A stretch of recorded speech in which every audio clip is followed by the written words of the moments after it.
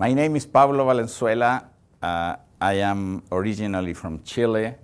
I came to the US to get a PhD in 1967, and I have spent at that time I spent about 25 years in the US. Next as a postdoc, as an adjunct professor of the University of California in San Francisco. And then eventually, in 1980, we started a biotechnology company co-founded with other two persons called Chiron Corporation. And I spent about 15 years in Chiron Corporation as a research director. And it was a company where basic science was very important. And we work on infectious diseases. And our main contribution to the world is that we made the blood supply safe, basically because we were very successful in first discovering a new virus that was the transfusion virus called non-A, non-B, that for years was supposed to exist, but nobody was able to discover it, to find it. We found it, and we were able to study the genes of this virus and develop a test that even today is being used in all the blood banks. Also, we didn't discover the HIV virus. However, we were the first that we were able to identify all the key genes, produce proteins that were used, or a test that was also used in the blood banks to detect blood that is contaminated with the HIV virus. These two things really solved a big problem at that time in the blood supply in the world. And the tests that we developed are today exactly the same, are being used all over the world. So that was a very interesting type of work. And eventually, we did several things in this company, but my time came to leave after 20 years. And then I wanted to come back to Chile, to go back to Chile, and do something there. We decided I was very interested on contributing somehow in some role that was important. I didn't want to go back to a university. I didn't want to go back to an industry. We decided to form an intermediate institution, the Fundacion Ciencia para la Vida, with the vision that science is very, very important for economic development and for society. A vision that in general, in developing countries, is not easily understood by the people that govern those countries. So we came to Chile with that idea to play the interface between university, academia, and industry. The main problem in Chile is that Chile is a country that exports. The economy is the old type of the economy of natural products, which for Chile is very important because it's the salary of Chile today. And that is very important in terms of the society, and is the one that provides the money that we obtain from exports. It's a type of economy that needs research, needs mostly applied research. The view of the government usually is short-term and provides money for people in developing, probably also in other developing countries, to work directly on areas which impact the economy. Like, for example, in Chile, there are several groups that work on the microbiology of the bio-leaching process, that is the extraction of copper using bacteria. Copper is a big part of Chilean exports. It's about half of Chilean exports, and is being extracted by a method that really is not good with the environment, that produces toxic fumes, that requires a lot of energy. And these bacteria do this process basically with the energy of the sun at lower temperature.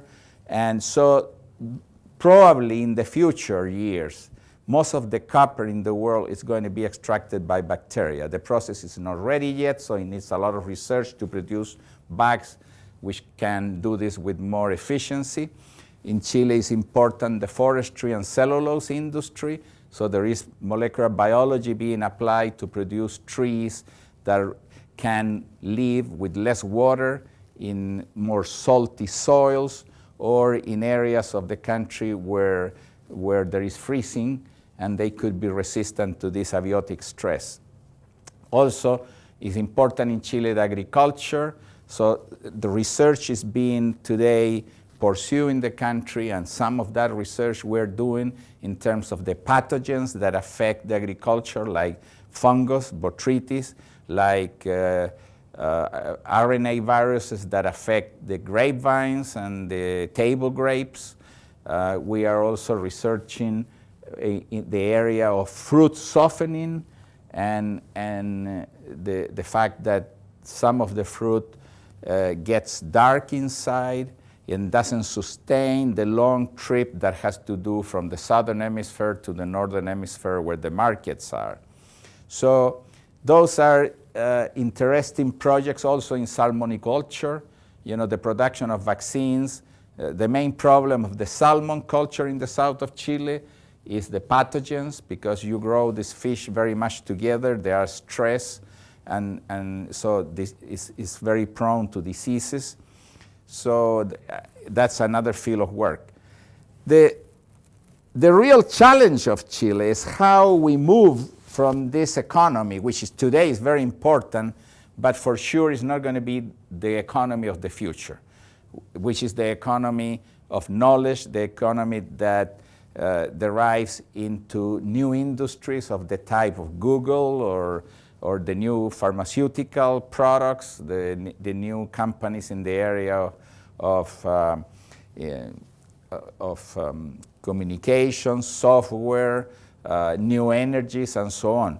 That is the economy of services, global services, so on, that probably is going to be important for Chile and for other countries, developing countries like Chile, for the future.